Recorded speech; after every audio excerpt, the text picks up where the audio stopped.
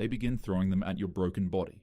Whether you're already dead or still clinging to life, they stone you, continuing the brutality even after the fall. Hurls gay men off buildings, stones them. What? I see both sides like Chanel. I can't go there. What's up guys, Antio here, Antio. Check out another video called What Death Row Looks Like Around the World. Now all I know is the electric chair. That's the only thing I know. That, lethal injection, maybe a firing squad, who knows, you know? But other countries, I bet it's some crazy crap. Probably sticking stuff up your areas. Yeah, that. I don't know what happens around the world with other, you know, places when it comes to death row, but I'm very curious to see this because, again, you don't hear much about it except what happens in our country. So I'm gonna quit yapping and we're just gonna check this out. Like, comment, sub, join the Discord, follow the IG, and let's get right into it. North Korea. You know that moment of dread you get when you're writing a text about— That's the first country? That's rough. North Korea, and it's only rough. Oh, this is about to be crazy. Hey, you, like, comment, subscribe, follow the IG, join the Discord. Do it now, please. Love you. how much you hate your boss, but instead of sending it to your friend, you accidentally send it to him instead? Uh-oh. Yeah. I want you to multiply that terrifying moment by about 1 million. That's exactly how it feels like when soldiers kick down your door at 3 a.m. in North Korea. Maybe you've been convicted for criticizing the government to the wrong person. Maybe you were caught watching smuggled South Korean drama. Or maybe you simply dozed off during one of Kim Jong-un's speeches. What? It doesn't really matter what you did, because your fate was sealed the moment someone reported you. You're simply going to be executed, but not in the way you might imagine. The soldiers will arrive at your door before dawn, kick it down, and drag you out of your bed, then load you into the back of their truck. Your family will helplessly watch as you vanish into the darkness. They can do A nothing? few hours later, you'll find yourself standing in an open field in Pyongyang, a military training ground, far from any city. You are tied to a pole, your hands are bound behind you, and you can't move. The pole is planted somewhere about 100 feet away from an anti-aircraft cannon. This thing wasn't originally built for people. It was designed to literally blow up aircraft thousands of feet in the sky. But now, it's aimed at you. What? The soldiers force you to your knees and bind your hands behind your back. A thick rope is wrapped around your torso, securing you to a wooden pole, with no room to breathe freely. The crowds are already gathered, because this isn't going to be a private affair. It is a message, a spectacle designed to terrify anyone else who might dare to step out of line. But why go that far though? Like, what are the rules implying as to where you have to do this? Like, if they don't do it, they get killed too, so they have no choice? Like, what kind of heart do you have to go this far when it comes to death row? The crowd watches in forced silence because showing any sympathy for you could mean they're next. What? You stand there, tied to that pole, knowing what's about to happen without being able to do anything about it. Your last thoughts narrow on the bathroom. You wish you could have used it before your execution, but interrupting Kim Jong-un again would only result in your family being targeted next. And besides, it doesn't really matter since you pee your pants in fear when they fire the cannon at you. On the bright side, nobody would ever know that you wet your pants in your final moments, because the shell doesn't just end you, it literally evaporates you. What the? Your body becomes so obliterated that there's nothing left but fragments scattered across the field. There is no body to bury, no remains, and no more pieces of your existence. The only thing left behind is a glaringly obvious message. Don't upset Kim. Japan. What kind of crazy crap is that? And that's only the first area. How can it get worse? You've been sentenced to death in Japan for murder. But unlike other countries where you might know your execution date months in advance, Japan doesn't work that way. Okay. They don't tell you when you're going to pass away.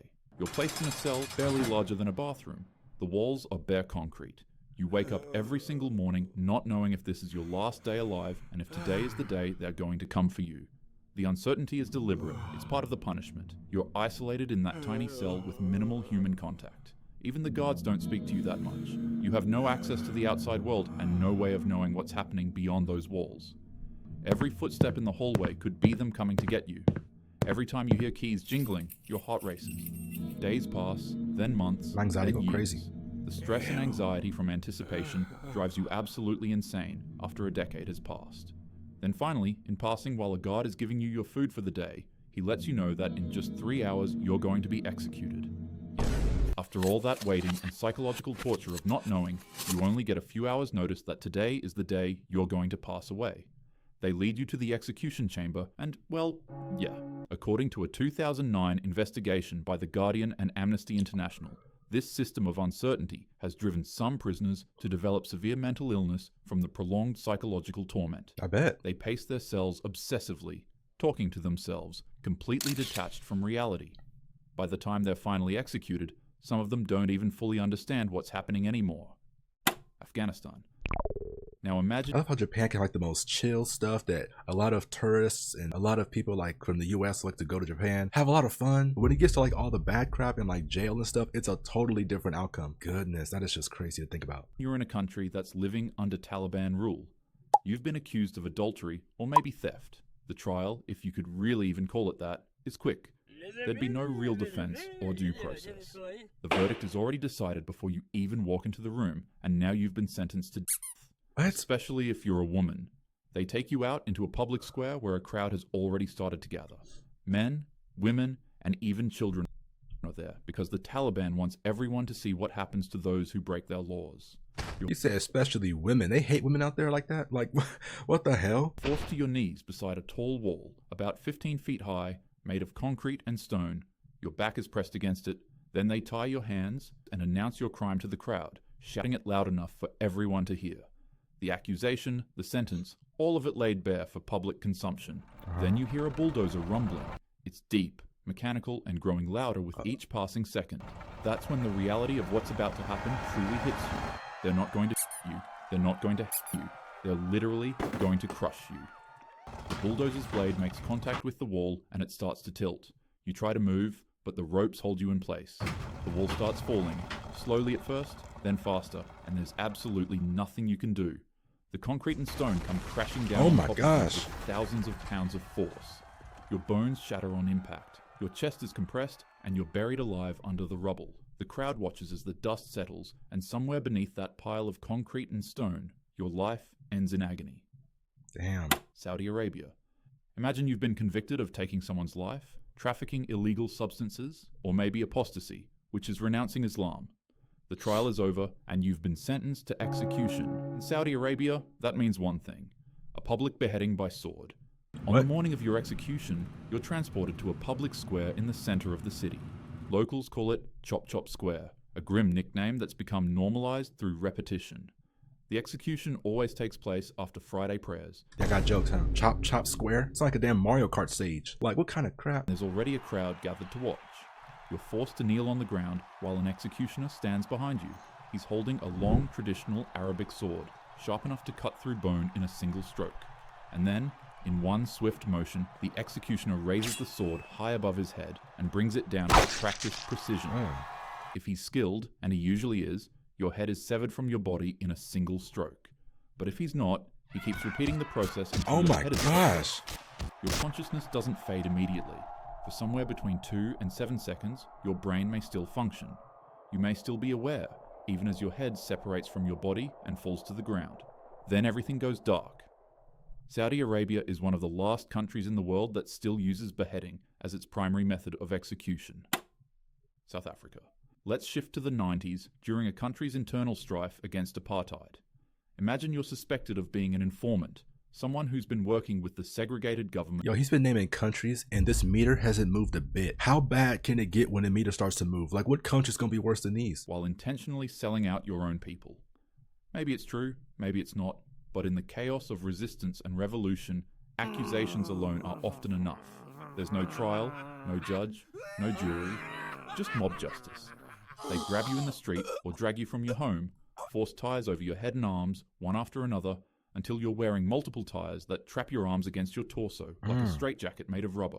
You can't move them. You can't fight back. You can't even escape. Then someone brings gasoline.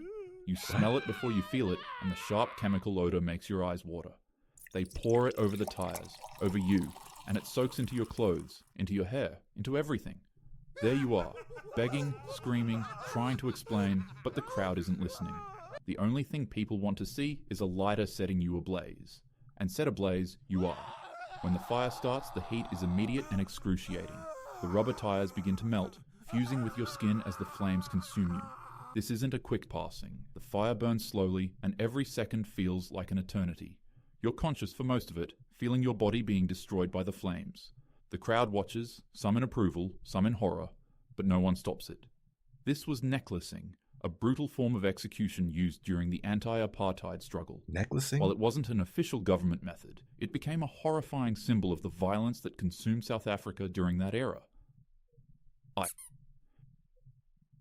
If you've ever wondered what death looks like in a territory controlled by ISIS, you're about to get a glimpse of it.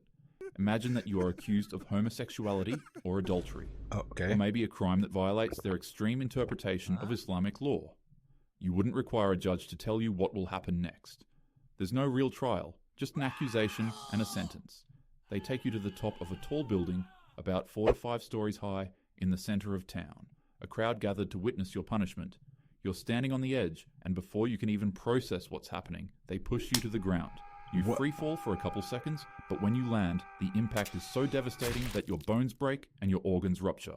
If you're unlucky, you may still be conscious when you hit the ground. And yes, surviving this execution is extraordinarily unlucky, because ISIS doesn't stop there. If you're still alive after the fall, the crowd that's been watching you doesn't disperse.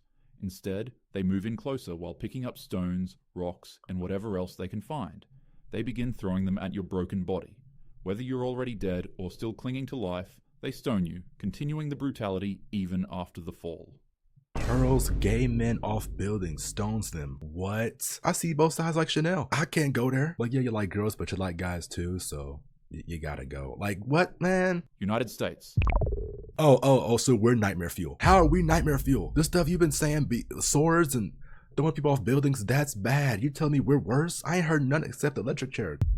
The United States likes to present itself as more civilized and more humane in how it handles capital punishment. How are we worse? Lethal injection is supposed to be clean, clinical, and painless. But before it became the standard, there was the electric chair, a machine with a history of horrific If y'all know me, I really don't like needles. I cannot stand them. failures. Alan Lee Davis, known as Tiny because of his massive 300-pound frame, was convicted of murder and sentenced to death in Florida. Okay. On July 8, 1999, he was strapped into the state's electric chair, a device meant to deliver a quick and supposedly humane passing. I mean, okay. But something went wrong. The executioners strapped Davis in too tightly, and the moment they flipped the switch, 2,000 volts of electricity surged through his body, causing immediate and severe physical trauma. Oh my Alan's gosh. face bursted open, with pouring out of his eyes, mouth, nose, and his, groin area. What? Passing was not instant. Executioners were forced to listen to the 300-pound man's muffled screams as he struggled to get free from the chair's straps. Sound like Broly. The execution was so disturbing that it sparked immediate controversy. Photos of Davis afterward were released to the media and ignited a nationwide debate about the electric chair and whether it qualified as cruel and unusual punishment. Alan's case was so extreme that he became the last man to be executed by the electric chair, forcing Florida to change its method to lethal injections instead. However, he wasn't the only one to suffer Stop showing the needle. Damn. I don't know. Oh my gosh. That just makes you like very squeamish. ending like this in Florida. 9 years earlier, Jesse Tefero faced the same chair after being convicted of murdering 2 police officers. The procedure had been checked and rechecked, or so they believed. The moment the current flowed, flames literally exploded from Tefero's head, shocking everyone in the room. The execution team stopped and restarted the current 3 times before the man's suffering was finally ended. Later investigations revealed the cause. Someone had used a synthetic sponge instead of the natural sea sponge required for proper electrical conduction. The synthetic sponge could not conduct electricity correctly and overheated, causing the fire. Some countries make executions fast and public. Others let the slow psychological damage happen long before the physical demise. Either way, the condemned are stripped of their humanity and turned into symbols or statistics. Whether you support or oppose capital punishment, these stories force us to face a hard truth. The way we treat even the worst among us says something about us as a society. Be kind to the people around you.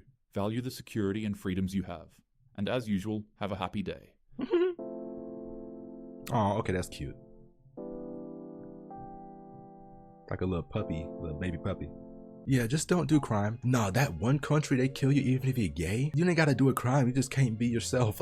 Also in the comment section, let me know which one you think is the worst, because I thought US was like the least. I thought it was the least and all the other countries was the worst. I don't know, but hey, do what you do, I guess. But if you enjoyed the video, make sure you like, comment, and subscribe. Also join the Discord, link in the description and in the comment section. Also follow the IG as my main source of contact, and it's also my main social media. Keep it chill. I love y'all. Until next time, peace out.